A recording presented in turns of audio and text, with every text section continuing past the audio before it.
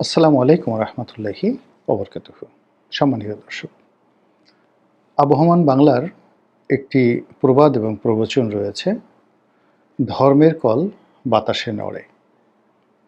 মানুষ যখন অধর্ম করে, অনৈতিক কর্মকাণ্ড করে, বেআইনি কর্মকাণ্ড করে এবং তাদের সেই বেআইনি কর্মকাণ্ডের ফলে যখন অন্য মানুষ মাহরুম হয়ে যায়, মাজলুম হয়ে পড়েন, তখন তারা মহান আল্লাহ রব্বুল আলমিনের দরবারে খুব জোরে দীর্ঘশ্বাস ছাড়েন, অভিশাপ দেন, কখনো কখনো আর্ত চিৎকার করে ওঠেন। বলা হয়ে থাকে যে এই ধরনের ঘটনা অর্থাৎ মজলুমের কান্না স্বয়ং আল্লাহ রব্বুল আলমিনের দরবারে স্বয়ংক্রিয়ভাবে পৌঁছে যায়। এই সৃষ্টি জগতে যে মিরাকেল সমূহ রয়েছে, আমরা বিজ্ঞান অনেক কিছুর সন্ধান করতে পেরেছি, এখন অনেক কিছুর সন্ধান করতে পারিনি। ফেরেশতারা জিকির করেন। এটি অতি সম্প্রতি আবিষ্কৃত হয়েছে যে আকাশে যে যন্ত্র স্থাপন করা হয়েছে সেই যন্ত্রের মাধ্যমে এক বিশেষ ধরনের আওয়াজ তারা রেকর্ড করছেন মহাশূন্যে, অদ্ভুত এক আওয়াজ। তো এইভাবে দিনকে দিন বিজ্ঞান উন্নত হচ্ছে, আর প্রবাদ প্রবচনগুলোর যে নীতি নৈতিকতা এবং প্রেক্ষাপট এগুলো প্রমাণিত হয়ে যাচ্ছে বৈজ্ঞানিকভাবে।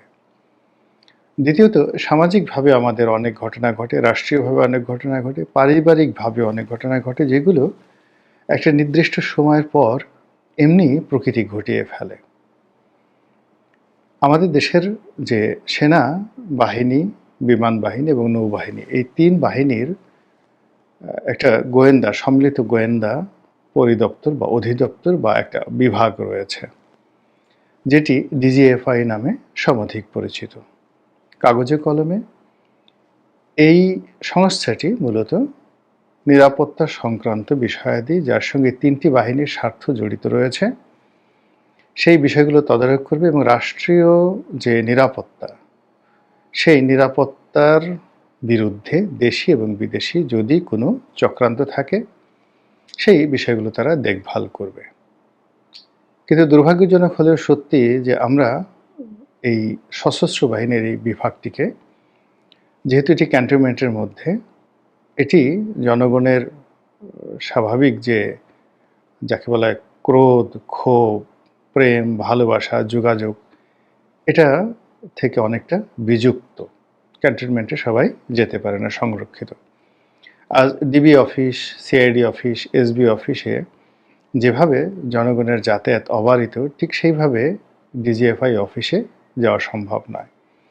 এমনকি এনএসআই অফিসে অনেকটা উন্মুক্ত। তো সেই কারণে কি হলো, বিভিন্ন স্বৈরাচারী যারা শাসক, তারা এই সংস্থাটিকে কেবলই মাত্র রাজনৈতিক উদ্দেশ্য সাধনে ব্যবহার করে আসছেন, সরাসরি। কখনো প্রেসিডেন্ট, কখনো প্রধানমন্ত্রী। এবং এই সংস্থাটি দ্বারা এ যাবৎকালে যত পলিটিক্যাল ডিজাস্টার ঘটেছে, অর্থাৎ রাজনৈতিক যে সুনামি ঘটেছে, এটি স্বাধীন বাংলাদেশ আর কখনো ঘটেনি। এই বাহিনীকে ব্যবহার করে যারা রাষ্ট্র ক্ষমতা আসীন থাকেন, তারা তাদের প্রতিপক্ষের উপর হামলা করেন, মামলা করেন, আরও অনেক। এই যে আয়নাঘর, খুন যখন থেকে শুরু করে বিভিন্ন সরকারি প্রতিষ্ঠান, তারপর বিভিন্ন সাংবিধানিক প্রতিষ্ঠান, কিংবা ধরুন এমনকি বিচার বিভাগ, তাদেরকে শাসানো, তাদেরকে পিটুনি দেওয়া, এই কাজগুলো কিন্তু এই সংস্থাটির মাধ্যমে অতীতে সবাই করেছেন। ফলে কি হলো, এই বাহিনীর যারা দুষ্ট কর্মকর্তা থাকেন, অপরাধী থাকেন, দুর্নীতিবাজ থাকেন, তাদের একটা অভিশপ্ত জীবন যাপন করতে হয়। কিন্তু দুর্ভাগ্য এমন একটা বিষয় যে এই বিষয়গুলো তাদের জানা সত্ত্বেও ওই চেয়ারে বসার সঙ্গে সঙ্গে তারা অতীতের সকল যে দুরবস্থা, তাদের পূর্বসূরীদের যে রোগ শোক, বালা মুসিবত, জেল, জুলুম, হুলিয়া, মৃত্যু থেকে শুরু করে যা কিছু আছে, এগুলো তারা ভুলে যান। এই কথাগুলো হঠাৎ করে মনে হলো, প্রথমত যে ডিজিএফআইয়ের একজন মহাপরিচালক ছিলেন ডিজি সাইফুল ইসলাম নামক এক ভদ্রলোক, তার বিরুদ্ধে মামলা হয়েছে অতি সম্প্রতি এই আন্তর্জাতিক অপরাধ ট্রাইব্যুনালে, এবং তার বাসায় তল্লাশি করেছে দুর্নীতি দমন কমিশন, এবং সেখানে 2 কোটি 2.5 কোটি বা এরকম 1.5 কোটি টাকা সেখানে নগদ পাওয়া গিয়েছে। এবং তার স্ত্রী এই দুর্নীতি দমন কমিশনের কাছে একটা আবেদন করেছেন যে এটা তাদের সারা জীবনের সঞ্চয়, তার স্বামীর উপর এই ধরনের বিপদ আপদ আসার কারণে তিনি পলাতক হবার পূর্বে এই টাকা ব্যাংক থেকে তুলে তাদের বাসায় রেখে গিয়েছেন যেন তারা চলতে পারেন। তো এই কারণেই এই কাহিনীগুলো মনে আসলো। আর শিরোনামে যেটি ব্যবহার করেছি সেটি হলো এই যে যিনি সাইফুল ইসলাম, ওনার বিরুদ্ধে অভিযোগ ছিল যে উনি বা আরেকজন হতে পারে, এই একই নামে কাছাকাছি নামে 2 জন লোক ছিলেন, কাছাকাছি নামে সাইফুল নামে ডিজিএফআইয়ের। এখন কার দ্বারা যে ঘটনাটা ঘটেছে আমি একেবারে সুনির্দিষ্টভাবে বলতে পারছি না, কিন্তু আমি যে কথাগুলো বলছি ডিজিএফআইয়ের যারা এই ক্ষমতার অপব্যবহার করেছে ইউনিভার্সালি তাদের সকলের ক্ষেত্রে প্রযোজ্য। যেমন ধরুন, আমি যখন জেলে ছিলাম তখন 2 জন ভদ্রলোকের সঙ্গে আমার পরিচয় হলো। একজন এনএসআইয়ের বড় কর্তা ছিলেন, আর একজন ডিজিএফআইয়ের বড় কর্তা ছিলেন। একজন ব্রিগেডিয়ার আব্দুর রহিম, খুব নামকরা অফিসার ছিলেন, তিনি তো জেলখানাতে মারাই গেলেন। আর একজন ছিলেন মেজর জেনারেল রেজ্জাকুল হায়দার চৌধুরী। 2 জনকে আমার খুব একেবারে, এখন যে সকল কর্মকর্তাদেরকে আমি চিনি গত কয়েক বছরে ডিজিএফআইয়ের প্রধান হিসেবে যারা এসেছেন তাদের অনেকের সঙ্গে আমার ব্যক্তিগত যোগাযোগ ছিল। তারপর একই টেবিলে বসে আমরা অনেক আলোচনা করেছি, আমাদের অনেক দেখা সাক্ষাৎ হয়েছে। তো সেই সকল কর্মকর্তার তুলনায় আমি যাদের নাম বললাম যে 2 জন কর্মকর্তা, ব্রিগেডিয়ার রহিম সাহেব তিনি ইতিমধ্যে মারা গিয়েছেন, এবং রেজ্জাকুল হায়দার তিনি হয়তো সম্প্রতি ছাড়া পেয়েছেন। তো তাদের যোগ্যতা, বিনম্রতা, ভদ্রতা এটি সীমাহীন, অসাধারণ মেধাবী এই 2 জন কর্মকর্তা। কিন্তু রাজনৈতিক যে পলিউশন বা দূষণ, রাজনীতির যে দূষণ, এই দূষণের কবলে পড়ে এই 2 জন কর্মকর্তাকেও জেল খাটতে হয়েছে। বাংলাদেশের পুলিশের যারা আইজি ছিলেন, অনেক আইজি, এখন 2 জন আইজি জেলখানাতে আছেন।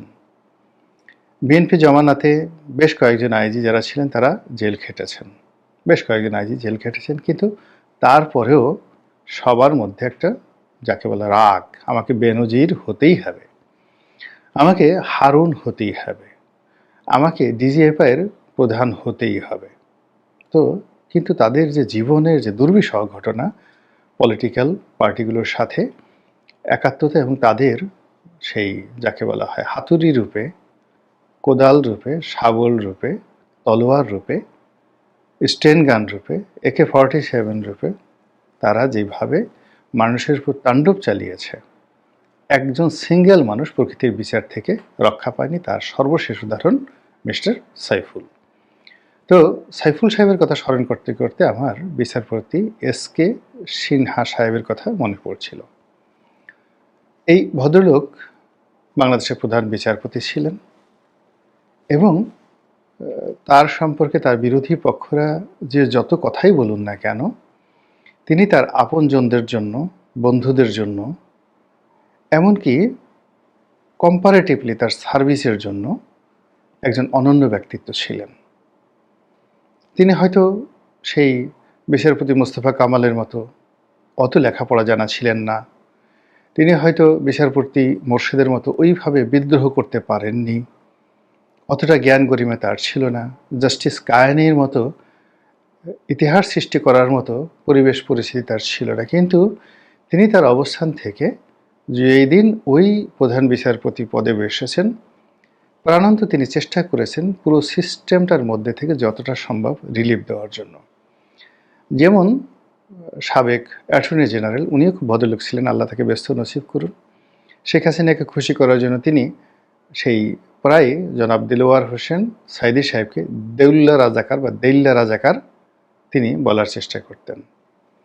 তো এই যে সম্বোধন, এটার বিপরীতে সিনহা সাহেব ফুল বেঞ্চ কোর্টে, ভরা কোর্টে, অর্থাৎ তার যে পুরো পাত্রমিত্র নিয়ে তিনি যে ফুল বেঞ্চ বসেন, সেখানে তিনি বলেছেন যে একজন সম্মানিত মানুষ সম্পর্কে এরকম বিকৃত কথা বলা ঠিক না।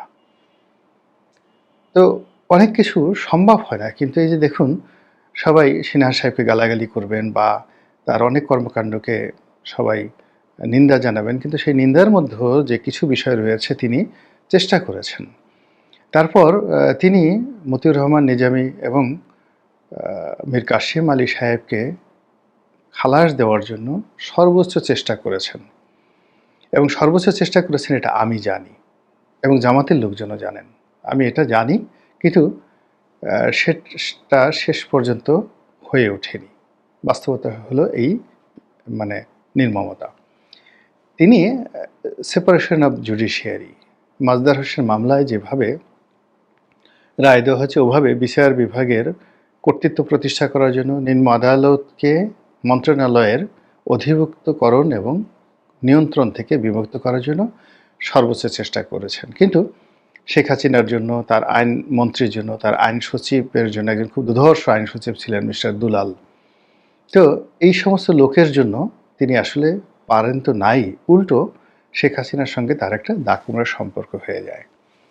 তো দাকুমরার সম্পর্ক হওয়ার ফলে এই ভদ্রলোককে দেশ ছাড়তে হয়, পদ পদবি ছাড়তে হয়, তার বিরুদ্ধে জুডিশিয়াল কু করা হয়, এবং যে কথা শোনা যায় যে তাকে শারীরিকভাবে লাঞ্ছিত করা হয়, গালে চড় থাপ্পড় মারা হয়, তাকে লাথি দেওয়া হয়। ভদ্রলোক মানুষের কথা বলেন না, কখনো বলা যায় না, কিন্তু এই কথাগুলো প্রকাশিত হয়ে গেছে। অর্থাৎ তাকে ভয় দেখানোর জন্য, তাকে আজকে আমরা ছাত্রদের বিরুদ্ধে যে মবের কথা বলি, এর সাথে 1000 গুণ মব তৈরি করেছে এই তৎকালীন ডিজিএফআইয়ের লোকজন, যারা এরশাদকে তুলে নিয়েছিলেন 2014 সালের নির্বাচনে অংশগ্রহণ করার জন্য। তাকেও মারধর করা হয়েছিল বলে অভিযোগ এসেছে।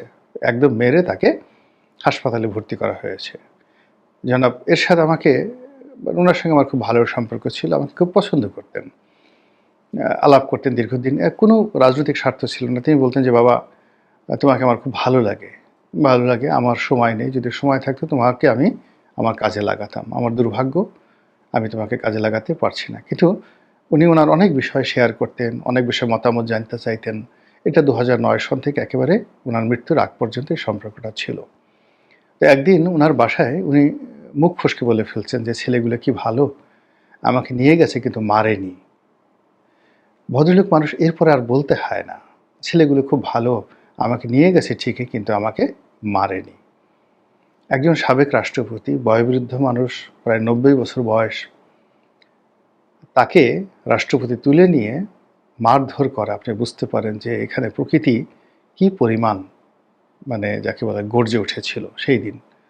আকাশ বাতাস কীভাবে কেঁদেছিল। একইভাবে জাস্টিস সিনহাকে তার স্ত্রীর সামনে তার ঘরের মধ্যে যখন তাণ্ডব চালিয়েছিল, যখন তাকে মারধর করা হয়েছিল এবং যখন তাকে এই দেশ থেকে বাধ্য করা হয়েছিল, আপনার কি মনে হয় একজন বিচারপতি তো আল্লাহই বানিয়েছেন তাকে। যদি আপনি সেই পবিত্র কালামের পাকে সেই তেলাওয়াতকে স্মরণ করেন যে আল্লাহ সব ক্ষমতা আল্লাহই দেন, ক্ষমতা দেওয়ার মালিক তিনি, ক্ষমতা ছিনিয়ে নেওয়ার মালিক তিনি। তো একজন বিচারপতি মন্দ হোক ভালো হোক, যে কোনো কারণে হোক, আল্লাহই তাকে বানিয়েছেন। তো সর্বোচ্চ রাষ্ট্রের পদ, যার পদমর্যাদা সর্বোচ্চ স্তরে, স্পিকারের উপরে, স্পিকারের পরে বোধ হয়, অর্থাৎ রাষ্ট্রপতি, প্রধানমন্ত্রী, স্পিকার, তারপরেই প্রধান বিচারপতি।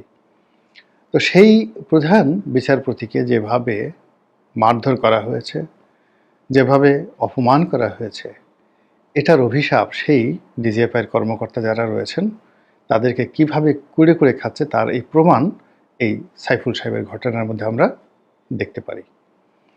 দ্বিতীয়ত, এই ঘটনার মাস্টার মাইন্ড হিসেবে আওয়ামী লীগ। দেখুন, তারা এই জাস্টিস সিনহাকে যেভাবে তাড়িয়েছে, পরবর্তীকালে দেখেন আইন অঙ্গনে এখন যা কিছু হচ্ছে, তাদের নিয়োজিত বিচারপতি যারা রয়েছেন সবাই এখন ভীত সন্ত্রস্ত। একটি অবমাননাকর পরিবেশ এবং পরিস্থিতি তারা সবাই পড়েছেন, কারো ঘুম নেই। আওয়ামী লীগপন্থী আইনজীবী যারা রয়েছেন, কোর্ট কাছারিতে তারা যেভাবে লাঞ্ছিত অপমানিত হচ্ছেন, বেশিরভাগ লোক এই আইন পেশা ছেড়ে দিয়ে যার যার মতো করে পালিয়ে বেড়াচ্ছেন। অনেকে রিটায়ার্ড লাইফ লিড করার চেষ্টা করছেন, অনেকে পেশা পরিবর্তনের চেষ্টা করছেন। তো এই যে একটা